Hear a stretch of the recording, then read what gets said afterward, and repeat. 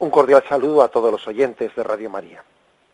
Un día más, con la gracia del Señor, proseguimos el comentario del Catecismo de nuestra Madre la Iglesia.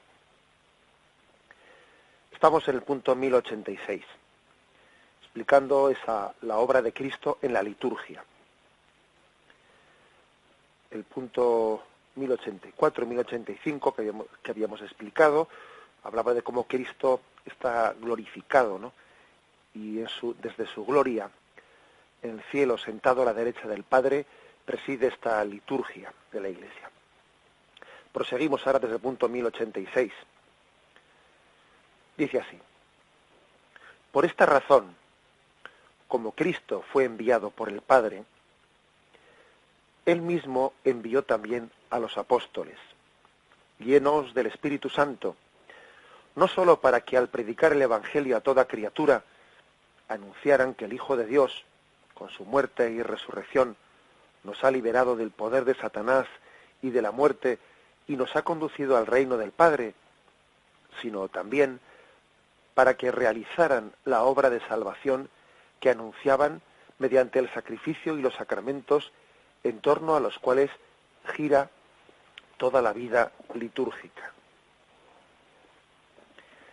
Bien, si os fijáis, pues el punto, la afirmación central, ¿no?, de este punto que hemos leído del Catecismo es el hecho de que Jesucristo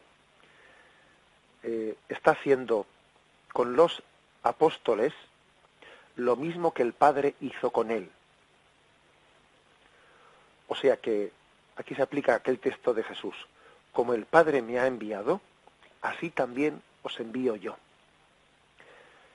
Cristo es un enviado y un enviador.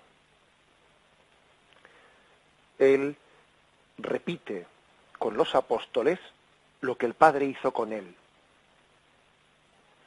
Es algo impresionante, ¿eh? Es algo impresionante la fuerza que tiene esta afirmación.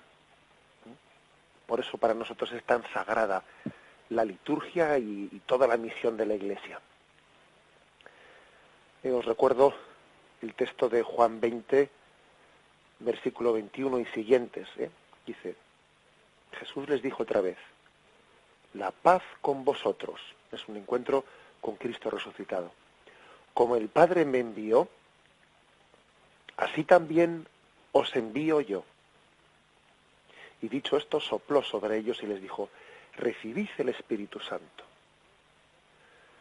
Esta afirmación es la que, pues hace que la liturgia nuestra no solo sean palabras bonitas, no solo sean funciones litúrgicas hermosas, ideadas por los hombres, pues para expresar el sentido religioso natural que tenemos los hombres para llegar a Dios, ¿no? No, si es que no se trata de un intento del hombre de llegar a Dios, es mucho más. Es un camino abierto por Dios para llegar a los hombres, que es distinto. Es caer en cuenta de que antes de que nosotros buscásemos a Dios, Él había salido a nuestro encuentro. Por eso, fijaros, repito la afirmación básica, es decir, Jesucristo hace con su Iglesia lo que Dios Padre había hecho con Él. La Iglesia es la prolongación de Jesucristo, la enviada de Jesucristo, como Cristo es el enviado del Padre.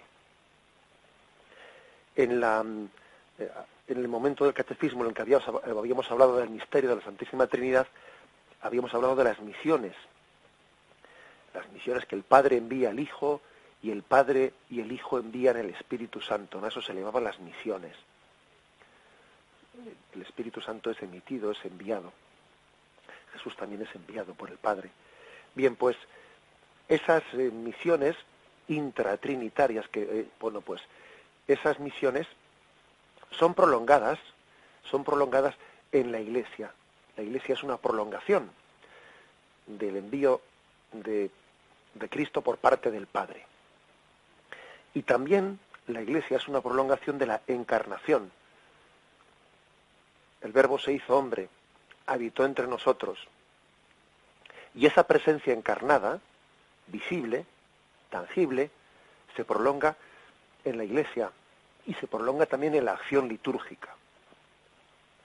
Bien, esta es la afirmación, esta es la afirmación clave de este punto. Luego tiene una segunda parte, ¿no? Este punto que hemos comentado. Y la parte es que Cristo habló, tuvo una presencia entre nosotros, estaba expresando el envío de Dios Padre, no solo con las palabras que pronunciaba, no solo con lo que decía, sino con lo que realizaba. La misión de Jesucristo no solo se cumplió transmitiendo un mensaje, sino realizándolo. Sus palabras estaban llenas de poder. Eso precisamente llamó poderosamente la atención.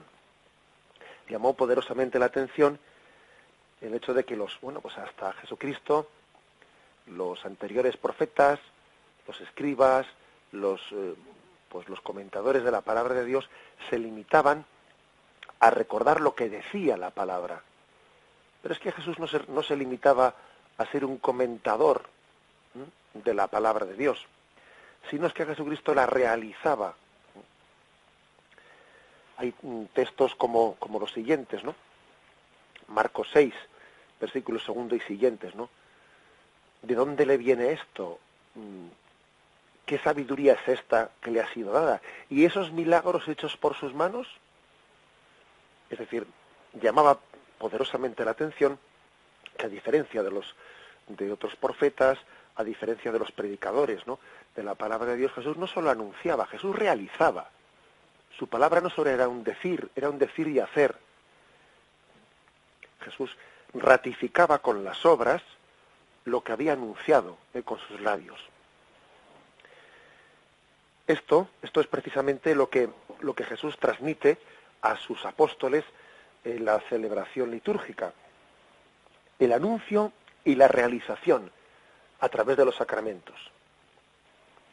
La Iglesia anuncia y realiza. Y los sacramentos son como la plasmación de lo que hemos anunciado. No solo dice la Iglesia que Dios esté con vosotros, sino que le trae presente la Eucaristía. No solo es anunciar un deseo, que Dios te acompañe, no, sino que luego te lo da. No solo es un suspiro del hombre que desea, sino que es también la realización de Dios que se nos transmite a nosotros. Por eso, al igual que Cristo llamó la atención en su tiempo, porque tenía un poder de realizar las cosas, ¿quién es este para perdonar los pecados? Pero si solo Dios puede perdonarlos. Bien, pues lo mismo también ocurre con la Iglesia. Pero ¿quién puede decir lo que dice la Iglesia? Tus pecados están perdonados. Esto es mi cuerpo, esta es mi sangre. Pero ¿con qué autoridad la Iglesia puede afirmar con esa seguridad de que ahí está el cuerpo y la sangre de Cristo? ¿Con qué autoridad puede decir tus pecados han sido perdonados, vete y no peques más? Bueno, pues este es precisamente el misterio en el que lo que el Padre dio a Jesucristo, ahora Jesucristo se lo da a la Iglesia. Hay, como veis, una continuidad entre el envío de Cristo por parte del Padre y el envío de los apóstoles por parte de Jesucristo. Bien, vamos a hacer un breve alto de reflexión y continuamos con el siguiente punto. Punto 1087 dice así. Así, Cristo resucitado, dando el Espíritu Santo a los apóstoles, les confía su poder de santificación. Se convierten en signos sacramentales de Cristo. Por el poder del mismo Espíritu Santo, confían este poder a sus sucesores. Esta sucesión apostólica estructura toda la vida litúrgica de la Iglesia. Ella misma es sacramental, transmitida por el sacramento del orden. Bien, fijaros que aquí se habla claramente de dónde está la clave de este envío, o sea, de este sentirse enviado por Jesucristo, igual que Él fue enviado por el Padre. La clave de ello es la sucesión apostólica. Sabéis que en nuestra fe que creemos en una iglesia apostólica, ese misterio de la sucesión apostólica, pues es el cauce por el que el Señor ha querido prolongar dentro de su iglesia su envío. Es un cauce que es una garantía para nosotros, ¿no? La garantía de que es Él la fuente a partir de la cual viene su virtud, su poder a esta iglesia. Por eso, para que los sacramentos sean válidos, hace falta que la sucesión apostólica sea ininterrumpida.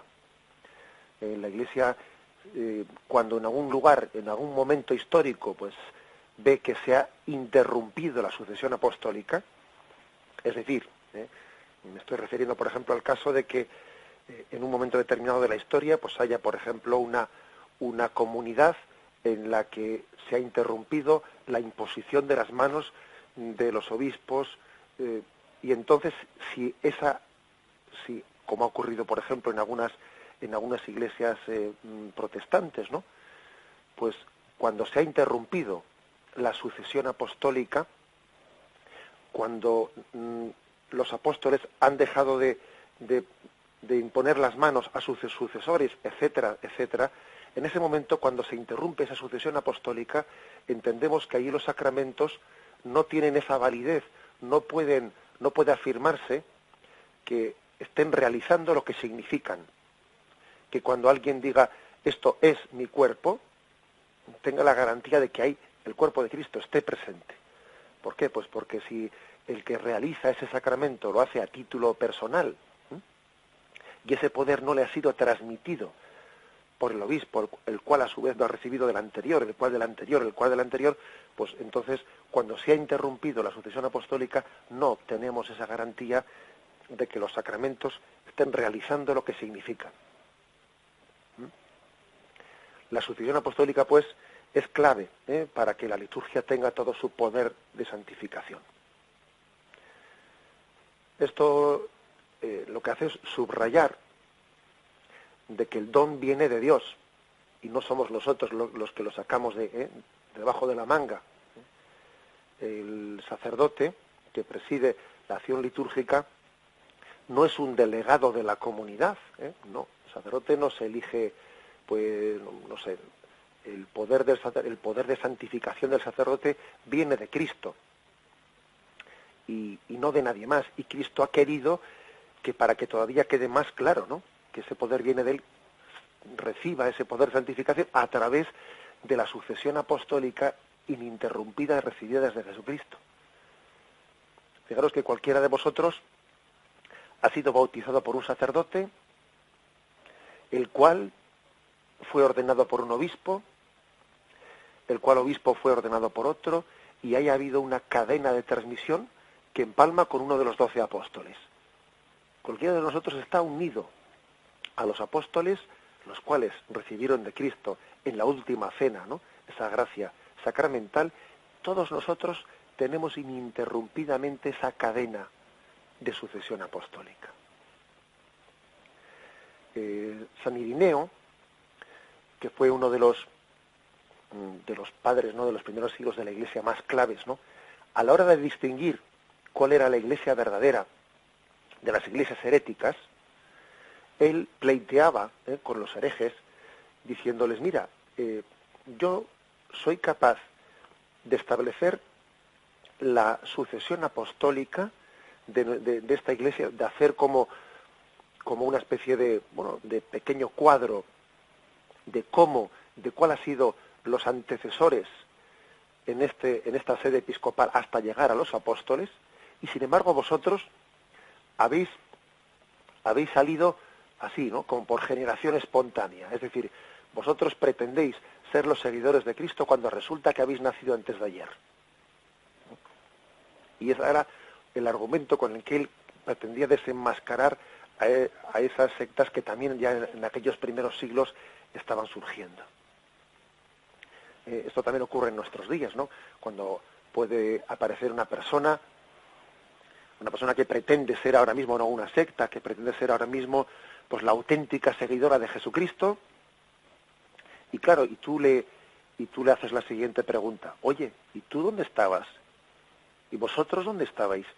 Que si sois la auténtica iglesia seguidora de Jesucristo, ¿dónde estabais el siglo pasado? Si habéis nacido hace 40 o 50 años, o habéis nacido hace un siglo, o habéis nacido hace dos, y si sois la auténtica iglesia seguidora de Jesucristo, ¿dónde estabais en el siglo XVI? ¿Y en el siglo XII? ¿Y en el siglo VIII? O sea, ¿qué pasa? Que durante todos esos siglos no ha existido nadie que siguiese a Jesucristo y de repente ha nacido 2000 años o 1500 años después, ha nacido la auténtica iglesia seguidora de Jesucristo. Este es un argumento bien importante, para entender que sin sucesión apostólica que nos engarce con Jesucristo, bueno, pues es que todo está a la merced del subjetivismo. Entonces soy yo aquí el que de repente me autoconstituyo pues en iglesia, pero eso no tiene ninguna garantía. Yo de esa forma no tengo la garantía de recibir el poder de Jesucristo. La gracia de Jesucristo se dio a la iglesia desde el principio. Y si yo rompo esa sucesión apostólica, pues yo mismo me he separado de ese conducto a través del cual Cristo dio su gracia. Es, por lo tanto, clave la sucesión apostólica. La sucesión apostólica que ha sido donada a la Iglesia a través del sacramento del orden. El sacramento del orden es, pues, una columna vertebral, y nunca mejor puesto el ejemplo, porque la columna vertebral parece que es lo que une, ¿no?, la cabeza con el resto del cuerpo. También el sacramento del orden es, pues, un lugar de transmisión, especialmente del poder de Jesucristo. Bien, pues, aparte de determinar, ¿no?, pues que la sucesión apostólica es clave para entender la validez de los sacramentos, también la sucesión apostólica nos recuerda cómo Cristo ha querido estar presente, ¿no?, continuamente entre nosotros. Lo que atéis en la tierra quedará atado en los cielos. A quienes perdonéis los pecados les serán perdonados. A quienes, si nos retengáis, les serán retenidos. Quien os recibe a vosotros, a mí me recibe. Quien os rechaza a vosotros, a mí me rechaza. A Pablo de Tarso, cuando iba camino de Damasco, y él pregunta quién es aquel, ¿no?, que le ha derribado del caballo, le dice: yo soy Jesús a quien tú persigues. O sea, que persiguiendo a los cristianos se persigue a Jesús. Yo estaré con vosotros todos los días hasta el fin del mundo, etcétera, etcétera. En todo ello hay, pues, una clara manifestación de que Jesús continúa presente entre nosotros, porque la Iglesia es esa prolongación en el cuerpo místico de Cristo de su cabeza. Hacemos una reflexión y continuamos. Para llevar a cabo una obra tan grande, la dispensación o comunicación de su obra de salvación, Cristo está siempre presente en su Iglesia, principalmente en los actos litúrgicos.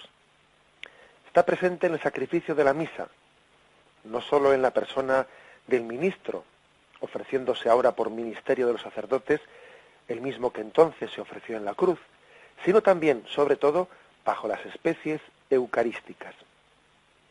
Está presente con su virtud en los sacramentos, de modo que cuando alguien bautiza, es Cristo quien bautiza. Está presente en su palabra, pues es él mismo el que habla cuando se lee en la Iglesia la Sagrada Escritura. Está presente finalmente cuando la Iglesia suplica y canta salmos, el mismo que prometió: donde están 2 o 3 congregados en mi nombre, ahí estoy yo en medio de ellos. Se habla, pues, en este punto de la presencia de Cristo en esta liturgia terrena. En esta liturgia de la Iglesia peregrinante, Cristo está presente.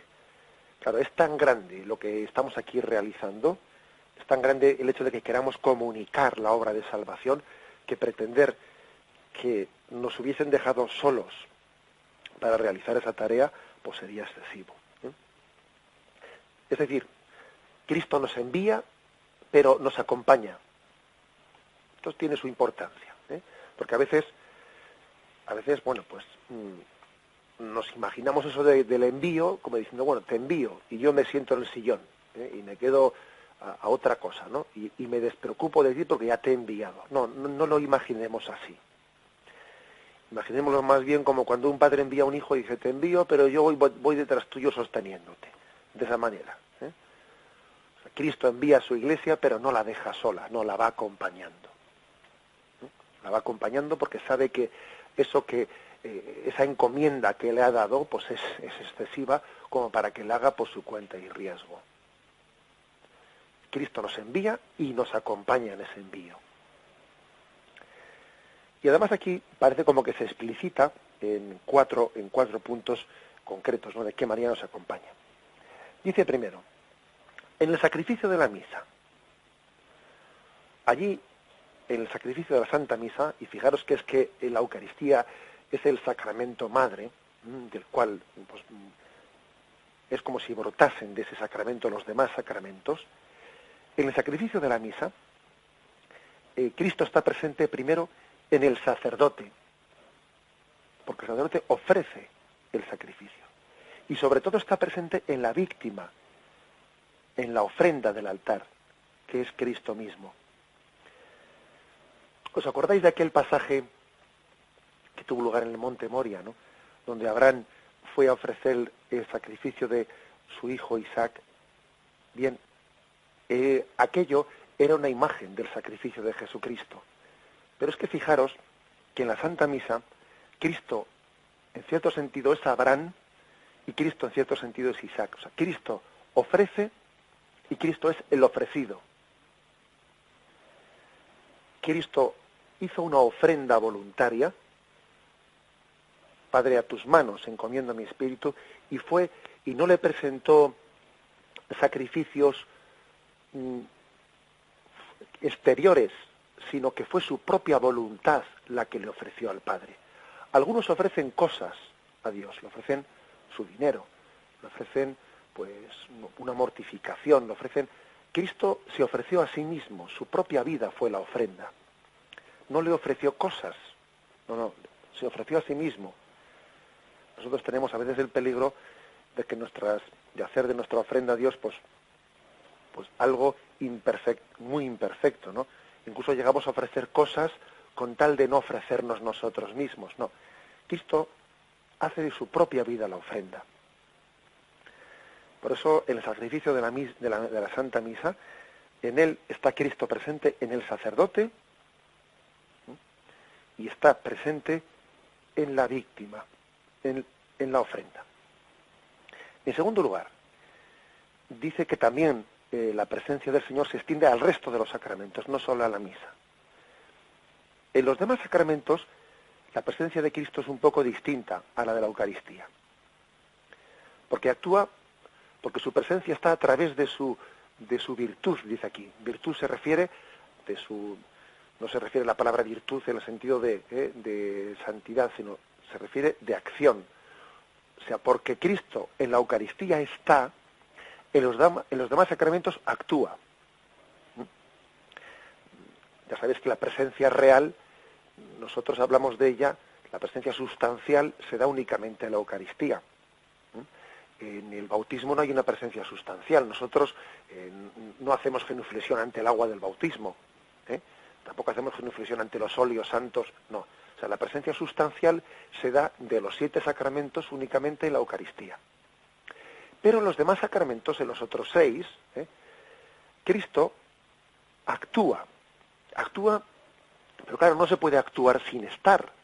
Entonces, Cristo está presente en la Eucaristía sustancialmente y actúa en los demás sacramentos, también en la Eucaristía, por supuesto. O sea, tiene una presencia, por lo tanto, virtual, de actuación en los demás sacramentos, además de la Eucaristía. Es Cristo el que actúa en el bautismo, es Cristo el que actúa en el sacramento del matrimonio, es Cristo el que actúa en la unción de enfermos. Ahora fijaros, no se podría tener esta actuación, esta acción, si no estuviese sustancialmente la Eucaristía, porque actúa, porque a ver cómo va a actuar sin estar. En tercer lugar, otra forma de presencia, ¿no?, en la liturgia terrena por parte de Jesucristo es la de la palabra, la de la liturgia. cuando se proclama la palabra de Dios, es Cristo mismo el que habla. Es Cristo mismo en persona el que me dirige a mí esas palabras. Tenemos el riesgo a veces de que cuando la liturgia pues introducimos el Evangelio diciendo en aquel tiempo dijo Jesús, parece que es remitirnos a una historia pasada, como si eso fuese. No, tengamos cuidado con ello.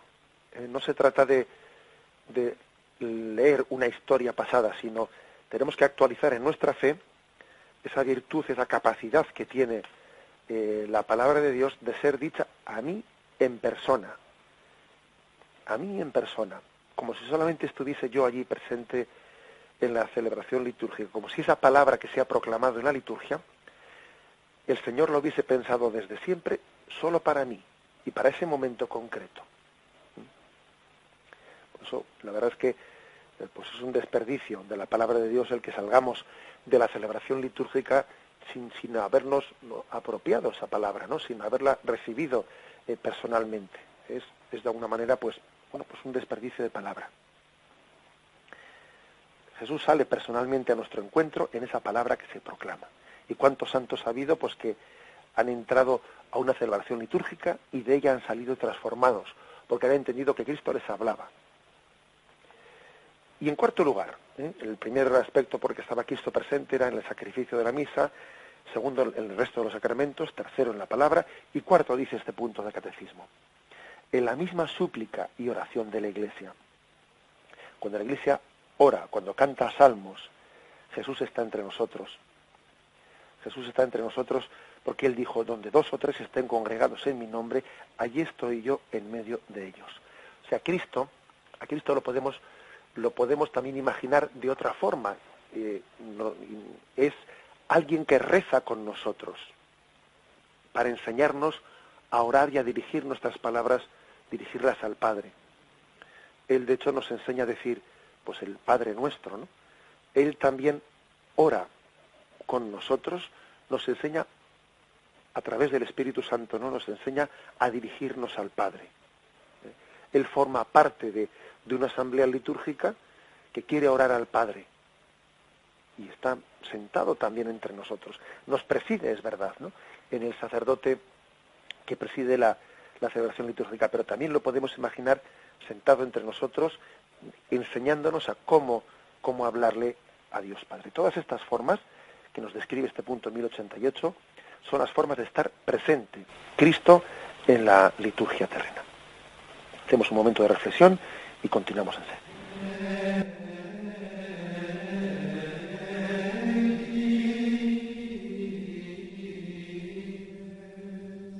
Realmente en una obra tan grande por la que Dios es perfectamente glorificado y los hombres santificados, Cristo asocia siempre consigo a la Iglesia, su esposa amadísima, que invoca a su Señor y por él rinde culto al Padre eterno. La afirmación central de este punto es que en la liturgia Dios es glorificado y los hombres santificados. Dos finalidades que en el fondo se funden y se confunden. Se funden y se confunden, porque ¿cuál es la gloria de Dios? O sea, ¿qué es lo que le da gloria a Dios? Pues lo que le da gloria a Dios es el bien del hombre. ¿Y el hombre cómo alcanza su bien? Pues olvidándose de sí mismo y dando gloria a Dios. Una cosa y la otra, como veis, se confunden. Es verdad que se dice en teología que el fin primario de la vida espiritual es la glorificación de Dios. Y el fin secundario es la santificación. Bueno, es verdad. Es verdad que incluso si hubiese que elegir, ¿no? Que como he dicho, pues son dos cosas que están unidas, ¿no? Si hubiese que elegir entre glorificar a Dios o santificarnos nosotros, lo principal es glorificar a Dios. Ahora, es imposible glorificar a Dios sin santificarse, ¿no? Porque lo que le da gloria a Dios es que el hombre se santifique. Y la única manera de santificarse, fijaros, es olvidándose de uno mismo y poniendo a Dios en el primer lugar. Buscad primero el reino de Dios y lo demás se os dará por añadidura. Luego una cosa se confunde con la otra. A veces el hombre ha tenido miedo de que si se ocupa de las cosas de Dios, entonces pues parece que se desocupa de las suyas propias, ¿no? Que no, hombre, que no. Buscad primero el reino de Dios y lo demás se os dará por añadidura. En la obra litúrgica, pues estas dos finalidades de la vida espiritual están perfectamente representadas. Gloria a Dios, ¿no? Este creo que tiene que ser nuestra expresión más fundamental, la que nos brota del alma. Amanece el día y decimos gloria a Dios. Estamos en la Santa Misa y proclamamos gloria a Dios en el cielo, gloria a ti por los siglos de los siglos, ¿no? Cada vez que rezamos el rosario y llegamos al gloria, tenemos que poner en esa expresión toda la fuerza, todo el amor, cayendo en cuenta de que el fin primario de nuestra vida es glorificar a Dios y pedirle que no sea solo de palabras, sino que sea con la santificación de nuestra vida. Bueno, pues dice este punto del catecismo que para llevar a cabo una obra tan grande, la Iglesia asocia consigo a la Iglesia, a su esposa amadísima. La Iglesia está perfectamente asociada a esta doble quehacer, a esta doble obra, glorificar a Dios y santificar a los hombres. La razón de ser de la Iglesia es esta: gloria a Dios y donación de la santidad al resto de los hombres. Dice así el siguiente punto, el 1090, que está concluyendo esta afirmación. En la liturgia terrena pregustamos y participamos en aquella liturgia celestial que se celebra en la ciudad santa, Jerusalén, hacia la cual nos dirigimos como peregrinos, donde Cristo está sentado a la derecha del Padre, como ministro del santuario del tabernáculo verdadero.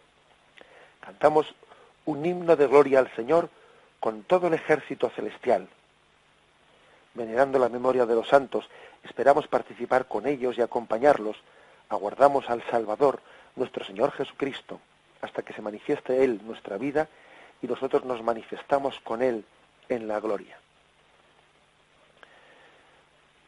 Aquí hay una unión entre la liturgia de la tierra y la liturgia del cielo. En la tierra estamos pregustando la liturgia celestial. La liturgia celestial. Fijaros, los sacramentos son caducos. En la vida eterna no habrá sacramentos. En la vida eterna no serán necesarios los sacramentos. Porque concluye con la etapa terrena la economía sacramental. O sea, los sacramentos van a terminar con esta vida. Pero en el cielo habrá liturgia, aunque no haya sacramentos. Es decir, porque los sacramentos son como la iniciación de la liturgia. Y en el cielo tendremos la eterna liturgia. Sin necesidad allí de celebrar sacramentos, por supuesto, porque está presente. Y no hace falta significarlo, porque su presencia hace innecesario los signos. Pero la liturgia es eterna. Los sacramentos no, pero la liturgia es eterna.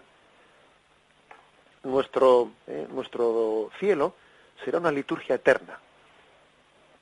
Para empezar a gustar el cielo tenemos que gozar de nuestras liturgias, gozar de ellas. El que goce aquí de la liturgia se está preparando ya para el cielo. Que difícilmente vamos a desear el cielo cuando a veces vivimos aquí la liturgia de una manera aburrida, ¿no? Pues claro, si imaginaros un cristiano que está discutiendo con el cura a ver si la misa es un poco más corta. A ver quién le explica a ese que el cielo es una liturgia eterna. Pues bueno, pues le parecerá un cielo aburridísimo, claro. Pues cualquiera le dice que hay que desear el cielo a esa persona. Pues dirá, pues de nuevo aburrimiento. Si me aburro en la misa del domingo, pues imagínate tú si me dicen que el cielo es una liturgia eterna. Pues que por lo tanto lo que hay que hacer es purificar, o sea, vivir en intensidad nuestra liturgia terrena y darnos cuenta que no es más que la antesala del cielo. Aunque en el cielo sea sin sacramentos, pero es una liturgia en la que no hace falta el signo, porque estamos con la visión de Dios, estamos gozando su presencia.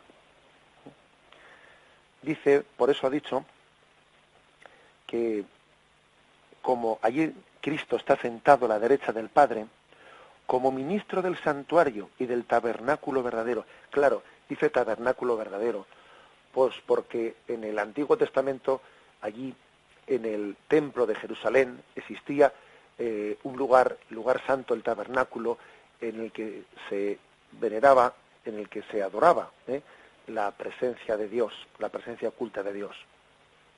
Un lugar que estaba velado por el velo del Sancta Sanctorum, el lugar en el que se ocultaba la presencia oculta de Dios. El auténtico tabernáculo no está aquí en la tierra, está en el cielo. El lugar de la presencia de Dios está allí. Es como si, fijaros, abriésemos nuestro sagrario y en el sagrario descubrimos el pan eucarístico que está velando la presencia de Jesucristo, pero realmente presente, y nos pudiésemos introducidos en ese pan entrásemos en el cielo. Es decir, Cristo en la liturgia eterna está sentado a la derecha del Padre y desde allí arriba, desde allí preside la liturgia celestial. Es una buena conclusión la de que tomemos como compromiso, ¿no?, de estos puntos que estamos explicando del catecismo, el decir lo siguiente: vivamos con intensidad la liturgia de la tierra para que así nos preparemos a vivir la liturgia eterna en el cielo, donde gozaremos plenamente, ¿no? Gozaremos plenamente de esa liturgia presidida por Cristo sentado en el trono a la derecha del Padre. Bien, concluimos aquí, con este punto 1090, concluimos la explicación de hoy del Catecismo de nuestra Madre la Iglesia. Y nos despedimos con la bendición de Dios Todopoderoso. Padre, Hijo y Espíritu Santo, descienda sobre vosotros. Alabado sea